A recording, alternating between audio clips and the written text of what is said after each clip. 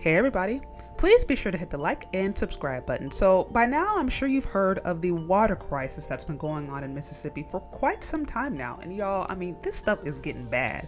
These are the kinds of conditions you would expect to see in a developing nation.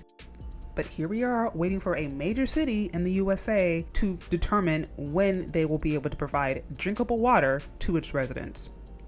But I want to turn your attention to something that's also not really being highlighted right now.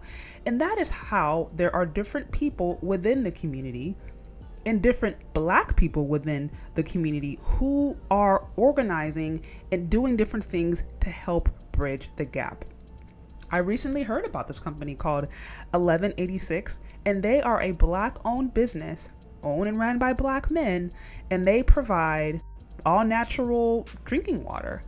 And what I found out is that what they've been doing is, holding different drives, delivering waters to different people in the community who are in need, working pretty much around the clock, again, to try to bridge the gap, to try to get water and resources to those who simply are in need. And y'all, this is beautiful stuff to see. I love seeing Black folks working together. I love to see people working together in general, just helping each other out, especially in a time of crisis. So they quite literally, I'm sure, are lifesavers. But again, what's very interesting about this is that it's not getting a ton of coverage. Now, what we have heard is, all the politics behind it. What I've heard from even different Black folks on YouTube is how Black men are to blame. Yes, you even get that kind of stuff in this scenario. Blame Black men for just about everything.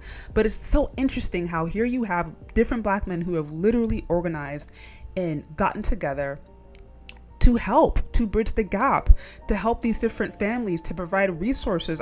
Quite like life-changing resources in this time of crisis. And they're doing good work and they're doing good things, and it's beautiful. And it's sad that you don't see this kind of stuff in media being really, really celebrated, but it's not surprising. And this brings me to my bigger point. Right now, the narrative online is just so negative, especially when it comes to the Black community, especially when it comes to a Black culture. It's so negative. It's bickering, it's fighting, it's gender war. And there does need to be a space for, I think men and women to be able to hash out their issues. But when it's so overran by negativity, it can be really quick to almost get hopeless, to almost get angry and feel like that's all it is. But in reality, while there are negative things going on, there are still very beautiful, positive things. And here is a really, really dire, unfortunate scenario happening. And yet there's still people organizing and working together, building, finding ways to bridge a gap, even finding ways to make money, even finding ways to employ people. And it's like they're making lemonade out of lemons. And so I think it's important.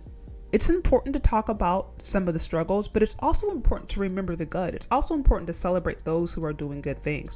If you just went off of the social media narrative, they would have us believing that, either Black men are just all broke dusties and don't have no jobs, or Black women are just Jezebels going around sleeping with everybody and worshiping the white man. Like if you just listen to social media, that's pretty much what you would hear, because those are some of the loudest resounding messages out there.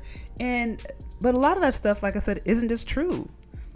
The hit dog holler is the loudest. You know what I mean? So it's like people usually who are the most butthurt or the most negative or have the most horrible life, sometimes they are the most vocal online, because online is their escape. But we have to remember that there are beautiful people doing beautiful things. There are still good people doing good things. Like, it's not all just horrible. And so I wanted to talk about this because, like I said, if we're looking to media, honestly, if we're looking to these big corporations to tell our story, to tell the story of Black folks, Black men, it's just not going to happen, y'all. It is not going to happen. The media is not owned or ran by Black people. It's just not. And so there's an agenda behind it, and the agenda oftentimes is for people to make money.